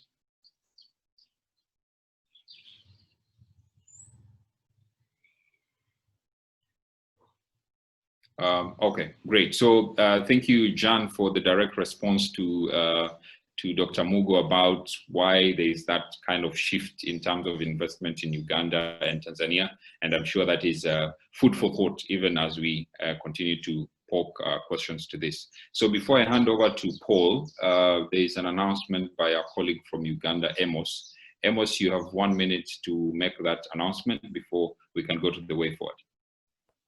Thank you very much, Alex, for that opportunity. Dear friends, I just wanted to make a quick announcement on the current background study, forest education study that is being done by FAO, UFRO, and ITTO. This study is aimed at enhancing forest education worldwide, but rather it is also trying to look into the gaps that exist and to develop a way forward on how to address these gaps. I'll just put the link in the chat box for you to follow up. I will appreciate if you can help us share this. IFSA is a key educational advisor in this study. And then there is a study that I just posted up in the chat box. Also, this is being a survey being carried out by IFSA, UFRO, and the European Forest Institute. I will also just post the link to that survey here. These are all surveys that are aimed at enhancing forest education and training, as well as the appeal of green jobs, I will just put it here. If you can help me share this within your networks, that would be highly appreciated. Thank you very much, Alex, once again for giving me that opportunity. And thank you all in advance for cooperating with me. Thank you. Thank you very much, Amos. We haven't seen the link yet, but I would appreciate if through FSK, for example, they would be kind enough to probably share it with the network or the members, so that at least we have a very robust document at the end of the day. At this point in time, I'd like to invite my co-moderator, Paul Opanga, to lead us in the way forward. Karibu, Paul. Asante sana, Alex. I think that was well done, and also for the participants for really putting the energy levels quite high. For me at this moment is just to summarize some of the quick areas that have emerged in the discussion. But I would also appreciate as we enter this session, please feel free to put in comments on what you think is a way forward on the chat, because we'll still consolidate that to help us see what we have missed in case I didn't capture. So thanks again to everyone, and we really look forward to getting your suggestions. So basically, I could say from this discussion, some things have emerged, and I would like to touch on them and possibly add anything you have in your mind on the chat box for the Secretariat to capture it. I believe one of the key aspects that has emerged very strongly in this discussion is the issue around internship and attachment. I think basically if we look from the case of Amos and many more, whereby he has challenged us in terms of the duration of the period that we give for the attachment or internship in forestry. This seems to be a very key issue in the discussion. Is 3 months, 4 months, 6 months important? In some cases, we have heard that other countries go even to 1 year. I think it's something we need to think around and say, if we are to make forestry really practical, the issue of time, how much we spend on the internship is something we really need to look at. Another issue that really emerged very strongly, and in most of the presenters and the panelists, there's an issue around soft skills. Is the forestry training we have addressing the aspect of soft skills?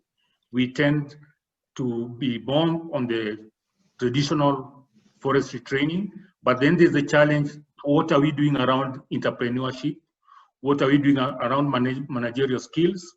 And also some things that you learn outside class. So we need to ask ourselves how strong we are, especially on the soft skills, and how best can we integrate this aspect.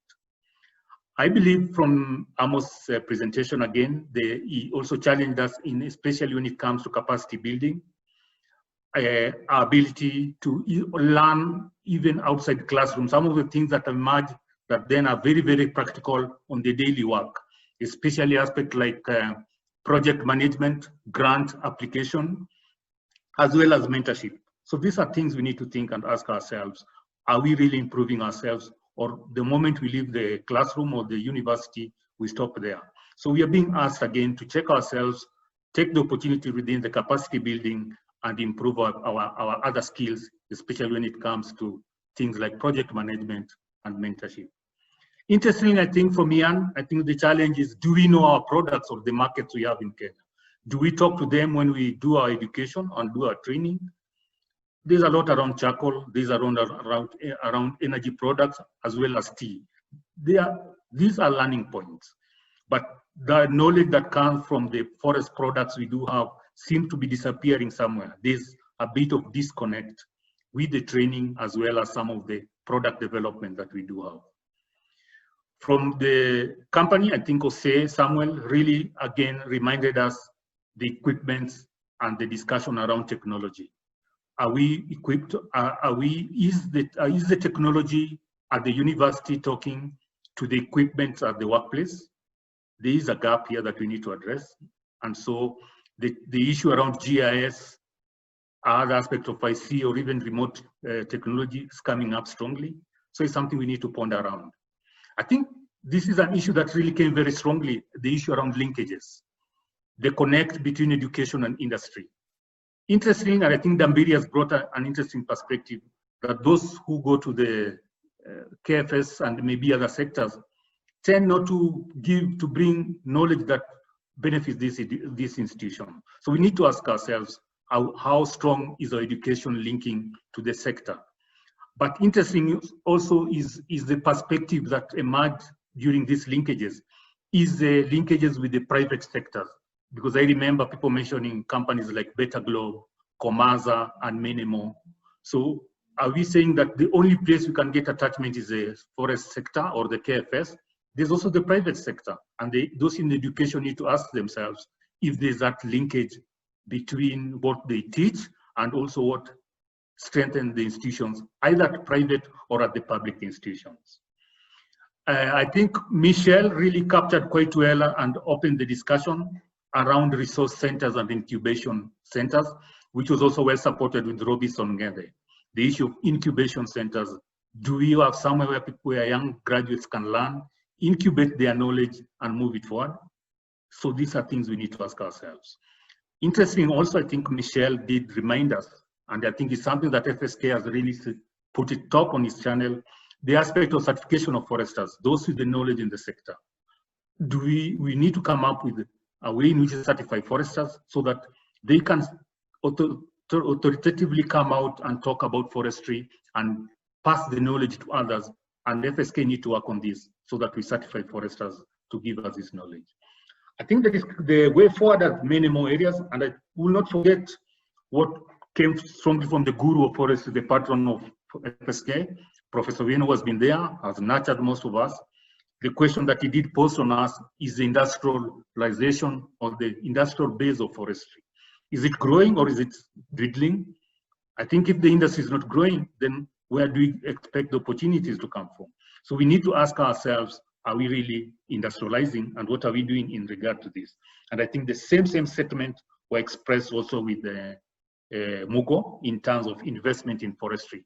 How are we really improving that space? I also would like to look at the policy. I think the aspect of policy, talking to the policy space. I think Esther Mwema reminded us about it from the experience she has in South Africa, where the government, the industry, and the academicians are working together. And this is something in Kenya we need to think around.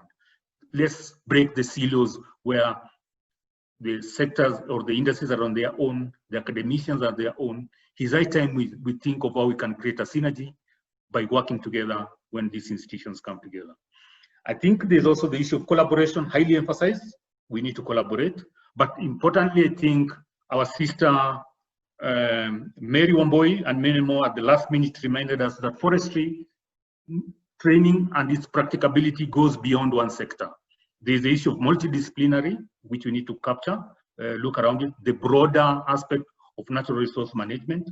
And we also need to be cognizant of some of the emerging discussions around climate change, agriculture, green growth, and many more.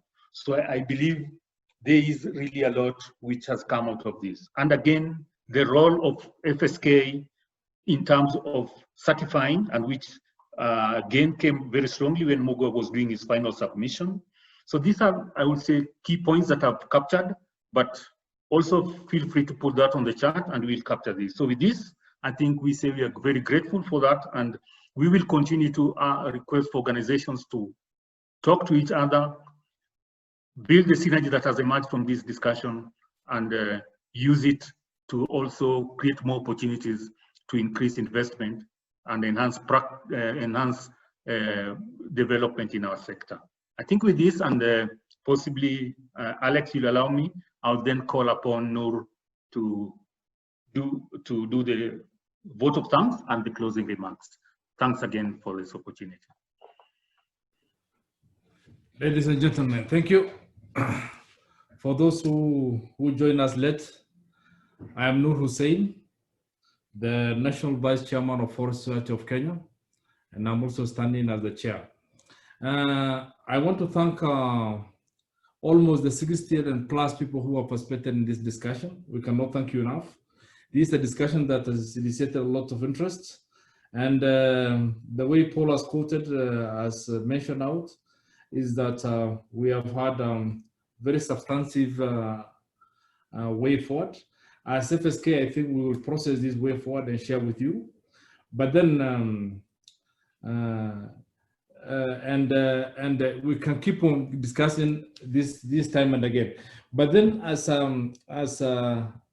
want us to ponder on one thing.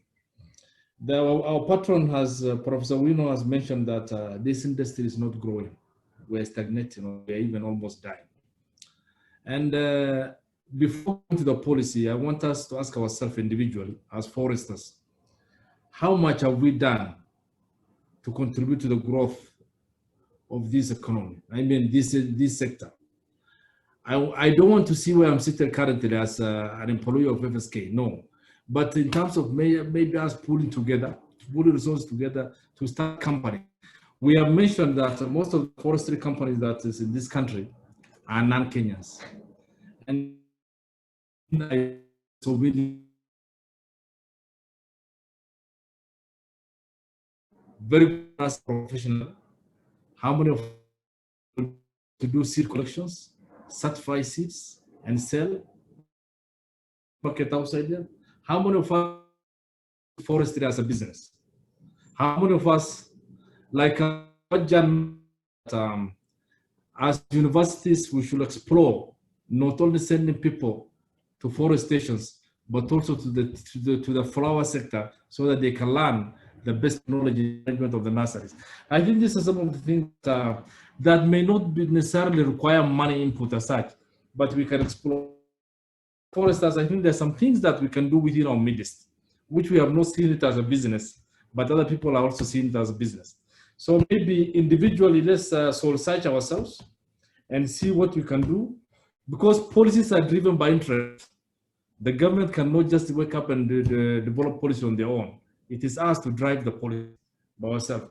So I think that is said. This is a very interesting topic. We'll continue discussing. We'll share with you, and I cannot thank you enough. Starting with Professor Mr. Legon, Dr. Inoti. Of course, I cannot mention all of you by name. Dr. Mugo, German Boy, Robinson Ngdai, and all of you, my colleagues in KFS and my colleagues in FSK, the private, the guys who are from the private sector, Jan and the like. We cannot thank you enough. I think this is very lively. We will keep on engaging as much as possible. Of course, now it has brought some dimension, which I'm certainly sure the universities now will pick up some of these recommendations, which are not expensive. Like now, maybe exploring a better technology in measuring height of the trees instead of Sunto. Maybe some of those things some of these issues that are implementable, and they are within our reach. So mine is on behalf of FSK. I want to thank all of you, and I want to welcome you to our annual general meeting, which will be on 29th of this month. We have circulated the invitation to all the members, and we are looking forward to seeing you in that meeting. Otherwise, I think for this one, we have taken notes. We'll circulate the way forward, and also from what we gather from the chat box. Otherwise, asanteni sana na Mungu awabariki. Thank you so much.